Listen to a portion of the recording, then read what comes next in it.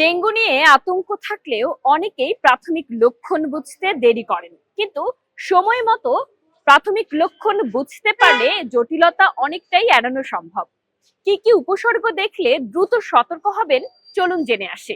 ডেঙ্গুর সাধারণ লক্ষণ উচ্চ জ্বর, চোখের পেছনে ব্যথা, শরীর ও জয়েন্টের তীব্র ব্যথা, বমি ভাব এবং দুর্বলতা। তবে বিশেষজ্ঞরা বলছেন বিপদ শুরু হয় তখন যখন রোগী ওয়ার্নিং সাইন বুঝতে পারেন না, যেমন পেট ব্যথা, রক্তক্ষরণ, শ্বাসকষ্ট বা অতিরিক্ত দুর্বলতা। জ্বর হলে যেটা করতে হবে, পেশেন্টকে ১ দিন বা ২ দিনের মধ্যে নিকটবর্তী কোনো একটা হসপিটালে যেতে হবে, কোনো একজন ডক্টরের পরামর্শ নিতে হবে। তারা দেখে আইডেন্টিফাই করবেন যে এটা কোন দিকে আগাচ্ছে। এটা কি ফ্লু নাকি চিকুনগুনিয়া না ডেঙ্গি, সেই অনুযায়ী তারা প্রথমে ইনিশিয়াল ইনভেস্টিগেশন করবেন ৩ দিনের মধ্যে। ওয়ার্নিং সাইন, বমি, পাতলা পায়খানা বা তীব্র কাশি, পেটে ব্যথা, সেগুলো থাকলেও ডাক্তারের কাছে যাবেন, ওনারা দেখবেন, দেখে সাজেশনটা দিবেন।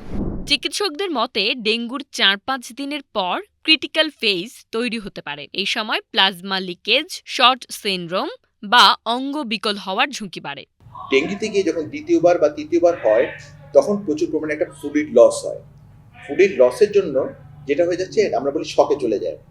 ডেঙ্গি শকের মধ্যে একটা হচ্ছে কম্পেনসেটেড শক, একটা হচ্ছে ডিকম্পেনসেটেড শক। যখন কম্পেনসেটেড শক থাকে, এই সময় রোগীগুলোকে চিকিৎসা করলে ওভারকাম করা সম্ভব, বাঁচানো সম্ভব। কিন্তু যখন ডিকম্পেনসেটেড শকে চলে যায়, তখন very difficult to overcome this. তার মানে ওই সময়টা যদি সিভি লাইন ওপেন করে যদি ফ্লুইড দেওয়া হয়, প্লাস আরো কিছু সাপোর্ট দেওয়া হয়, তাহলে ওভারকাম করার চিন্তা ভাবনা করা যেতে পারে।